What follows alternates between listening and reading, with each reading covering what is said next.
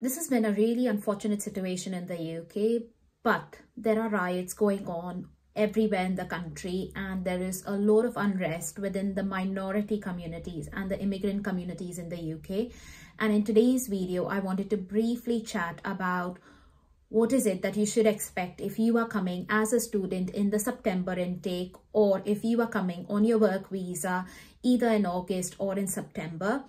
Now, if any of you all are concerned about this, do not forget to watch this video all the way to the end. This is some really sad news, but I'm going to share some really practical tips in this video that I think are going to help you and your loved ones be safe. For those of y'all who do not know me, my name is Nikita and I make videos about coming to the UK as a healthcare professional, clearing those licensing tests, but also getting a job as a healthcare professional and making really good, strong applications. And if any of this is of interest to you, please do not forget to subscribe to me on YouTube by hitting the subscribe button, but also follow me on Instagram. My handle is Physiotherapy in UK. So let's get into the content of today's video. So I'm sure many of y'all are aware that there are riots going on into the UK, but right now I just want to share a bit more information about why these riots started in the first place. So essentially, there was a teenager in Southport, which is a town in the UK, where he came into a class, which was obviously a children's yoga class at the minute, which was Taylor Swift themed. And he went on to attack some of the children in the class. Out of this, nearly one person or one child was killed immediately and two others were killed later. And there were several others who were injured. But what they realized is that this one teenager had caused all of these problems within that particular setting, which was really not something that we expected. Now, as a result of this, the police obviously went on and made the arrest for this teenager who was 17 years old. However, there were reports that came out from there that he was from a minority immigrant community. He was from an asylum-seeking background, which were obviously then later refuted by the police themselves in Stockport by saying that he was a UK citizen. But once these stories, these rumours about him being an immigrant and an asylum seeker spread, a lot of antisocial elements within the communities in the UK spread this out, and that led to a riot within Stockport on that first day. As of 30th of July, the riot was only there in Stockport, but as you can see on your screen right there, the riots then eventually spread to quite a few parts of the UK. Like you can see, it happened in Manchester and London immediately on the next day, but it also started affecting Liverpool, Belfast, Blackpool, Hull, Nottingham, Bristol, Portsmouth, Weymouth, Plymouth, etc. So as of right now, there are several cities involved in it. Obviously, London was hit quite a bit, but there are also many other major cities that are involved. And just in terms of that, I just want to reassure you that obviously the UK government and the UK police is trying to do their best to keep people safe. There has been a lot of advice that has been floating out there for people who are living in the UK. But what should you be doing if you are somebody who's coming as a student in the September intake, or if you've got your skilled worker visa or your health and care worker visa and are coming to the UK right now?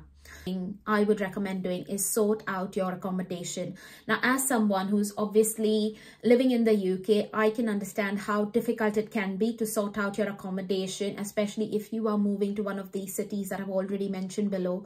Now, again, if you are concerned about what these cities were, and if you weren't able to catch that on my YouTube screen right now, I'm going to leave the link for that in the description below. It's a BBC link, which I think is very relevant and sort of very updated.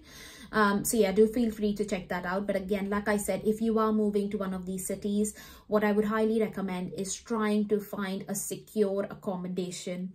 Now, as a student, I understand how hard this can be because I myself was a student. And this is where I want to introduce you to Amber Students, because Amber Students provides you with safe accommodation where there is 24/7 security in most of the accommodation sites. And again, if you are concerned about, if your university and your accommodation is going to be further away, I would say please don't take that stress at the minute. You want to be as close to your university as possible. So if you use my link in the description below, you will come up to this page. And on this page, what you need to do is just click on Get Personalized Guidance. And once you get that personalized guidance, you can obviously see that you can fill out all of the details. So go ahead and fill out details stating your full name, your email address, put in your mobile number. Also go ahead and say which university you are in. Again, if that's university in Leicester, but if that's any other university as well, just put in the name of that university. and finally select which intake you're coming in. Now again, for most of us it might be the September intake, but it could be also January, but go ahead and make that sort of form filled up right now. And once you've done that, click on submit. And again, like I said, the pro of booking with Amber students is that most of their accommodation sites have security 24/7 and are fairly safe. They are also closer to the university, so you will be sort of within the town center, close to your university, so you will not be doing a lot of transport and commute. And one of the other things about booking an accommodation with Amber is that they're also doing an offer right now, wherein if you book an accommodation with them before the 15th of August, they are going to put you into a lucky draw system, and if you are the lucky winner, you will get 1 month of free stay. That's a free stay for a month, guys, which I think is amazing. So if you want to check them out, do not forget to check the link in the description below, because that will take you directly to the webpage I showed you. But yes, if you are obviously on a work visa and you're coming to the UK, some of the tips that I have for you guys are, make sure that if you are renting out an accommodation or are staying with a relative or a friend, that accommodation is again fairly safe. You will see this post again, which has a list of places that are issued by the police within the UK about areas where there are ongoing concerns and riots. I'll leave the link for that again in the description below. But if you can, try and avoid these areas. And if you cannot avoid them, try to make sure the localities where you are picking out your location are fairly safe. A lot of apartment buildings again have security features in them. So if you are booking your accommodation in an Airbnb or in an apartment setting, make sure that it has good security features so that nothing happens to you when you move to the UK. The second thing I want you to do, and this is something I really want you to remember, is that when you come to the UK, there are some emergency things that you need to remember in your first week. The first thing you want to do absolutely is collect your BRP. Your BRP is your visa that is available for you when you move to the UK. This can be easily collected from your university if you are a student, but it can also be collected from your local post office. So make sure that you've collected your BRP. And the second thing you want to do, and this needs to be urgent, needs to be done on the day you've collected your BRP, is make sure you've registered with your GP.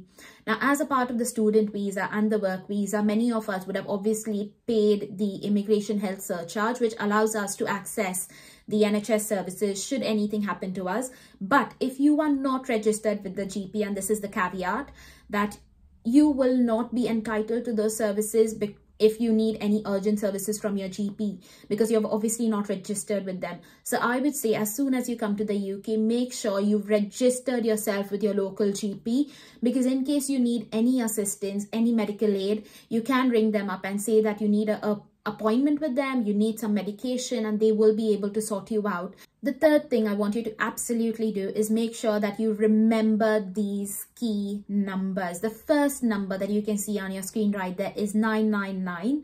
999 stands for any emergency service. So you will be put through to an emergency operator, and they will ask you what is the situation, where you are at, and what you can see at the minute. So make sure you have this information already. But I have found that these guys are super responsive. I'm going to share a bit of story here. So I contacted them by mistake. It was a complete and utter stupid mistake because my phone was in my pocket and it dialed them out by itself, but obviously the call got cut as well. But they actually ringed me back to find out if I was safe and where I was, and I did inform them that it was a mistake and I did apologize for it. But they are super responsive. So I would say if you are stuck in any situation, be sure to call 999 as an emergency service number. The other number for you to remember is 101. So 101 links you directly to the police. And again, this is another number you want to remember, especially with the unrestful situation in the UK. And the final number is 111, which is the number for the UK NHS.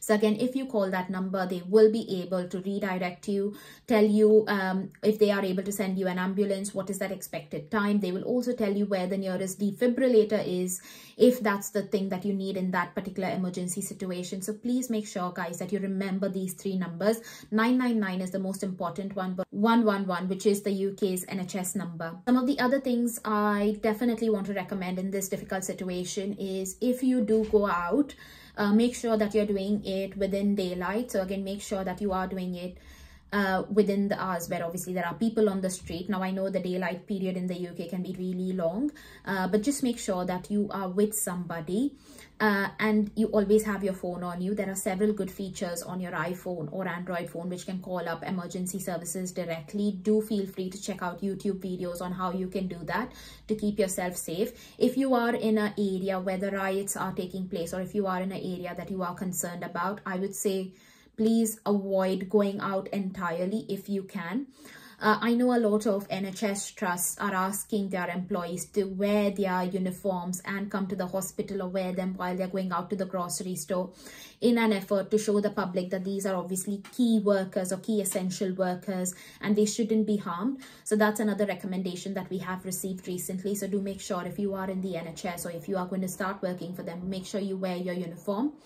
Another recommendation that I have is if you can avoid going out for any reason at all. So say, for example, you are in a riot area, if you need to do a grocery shop, if you can afford it and if you can manage it, do make sure that you are using any grocery delivery apps. There are obviously several apps such as, you know, Uber Eats, Just Eats, etc. Make sure that you are using them if you feel unsafe. I'm not asking you to put your life on a hold. I'm just asking you to be safe, because that's what we want for everyone really, isn't it?